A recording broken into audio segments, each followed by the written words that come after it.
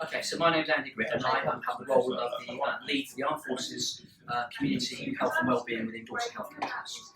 And one of the things that we pin what we're doing on is something called the Covenant. And the Covenant is enshrined with government. There's a corporate covenant which organisations sign up to, and that can be commercial organisations as well as anything else. As a trust, we're signed up to that. And what that says is that we have a moral obligation to provide support and services to the Armed Forces community.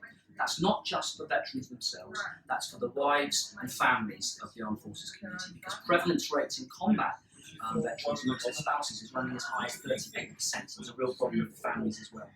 The other thing is the Community Covenant. The Community Covenant is what is signed up to by local authorities and organisations like that, where they make a pledge to support the Armed Forces community and put things in place to support that community. And we're moving forward to actually ensure that people are signed up to that covenant and that promises are enshrined, that they're real promises. They state this is what we'll do, this is how we'll do it, and they put those things into sense. Dorset Healthcare Trust runs healthcare across all the prison estates down to Dartmoor, and we have done a tour of that, and the prevalence rates for people coming from the Armed Forces community in our prison estates is only 10%. There's something wrong with that. So we need to, and those guys when they come out really struggle because of course they've gone in there, the losses that they've incurred are quite massive. We also did a thing around people actually seeking help, and it's really difficult for people from the Armed Forces community to seek help, and it takes about 10 to 14 years before people start to come forward to seek help, and in that time you can see the kind of damage that gets done in terms of relationships, alcohol misuse, all the kind of stuff that you and I will be familiar with seeing over that period of time. I was really struck yesterday, I had a phone call. Would I be interested in seeing a chap who's caring for his wife who's demented, he's got dementia, and he's starting to struggle with caring for his wife. And the reason he's starting to struggle is he's starting to have ruminations going back to his service in World War II. He's a 90-year-old chap, and I said, of course, we'll come out and see him, we'll come out and see him next week, we'll see what we can give him to provide him with support. So, this is across the spectrum. So what we did was we went to our trust board and we said, the corporate covenant is something that we really need to pay attention to. You've all heard of the covenant, I know. So we went to the board and we said, the corporate covenant is something we really need to pay attention to. We did a presentation to the board. I got given the role of actually taking that forward. We did a big presentation at Bovington Tank Museum. Simon Weston came along. I got representatives from the Brigadier locally come down. Our CEO Simon came along, and we as an organisation made some promises about what we would deliver in terms of supporting the Armed Forces community. So we've got it written down. They didn't know what they signed up to because they didn't read it properly. We got a load of promises made, and now they're signed up for those promises. And of course, when I came on the radio the other day, I said we will be doing this, this, and this. That's now in place, thanks to that one. So I've now negotiated, my role's changing. As of April, I'm taking on the responsibility for the Armed Forces Community Health and Wellbeing as my sole job, which is a real testament to the trust actually putting forward and saying, okay, great. So that's really good news. And what we're doing is we're holding people to account for this, the corporate covenant and the community covenant. We're setting up, in the process of setting up, a corporate covenant governance group. I've got police, yeah, we're on board with that. Definitely on board with that. They've given us a development worker to help us sort it all out.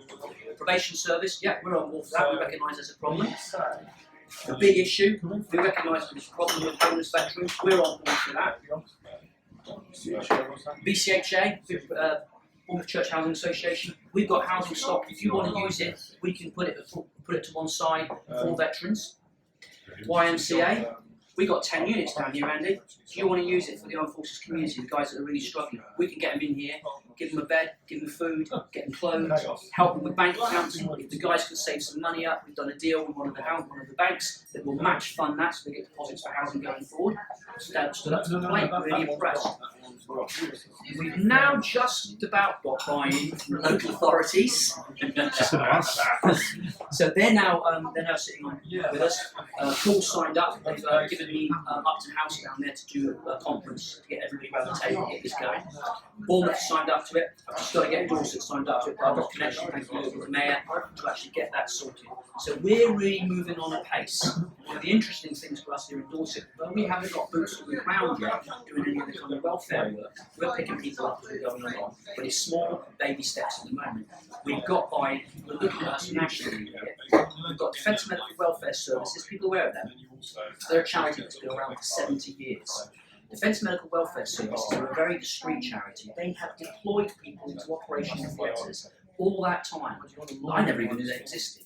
They provide welfare support to people in hospitals and out of hospital. And they are hooked up with us. We work very closely alongside them. They're going to put a couple of workers on the ground to work with us, managed by me, to actually start to progress some of this agenda. So we got a lot of stuff that's actually kind of coming into place, because one of the things that we wanted to do was get all the strategy in place, get all the players around the table, shame them into being around the table via the covenant, and get that in place. And that's what we've done. That's where we're at so far. And where I kind of make a plea to you is, you guys have got the networks, you know what's out there, you know what's around, what's happening. There's a big exercise going on. NHS England have actually signed up to this now. And NHS England's got an online engagement exercise going at the moment. Luke's got the connection. I think we're going to send that around. Get on there. They want your views. It's about veterans' mental health. Why haven't people accessed it? What is the NHS not doing? What should it be doing? Really important, because what it will do is it will allow us to kind of start developing services going forward.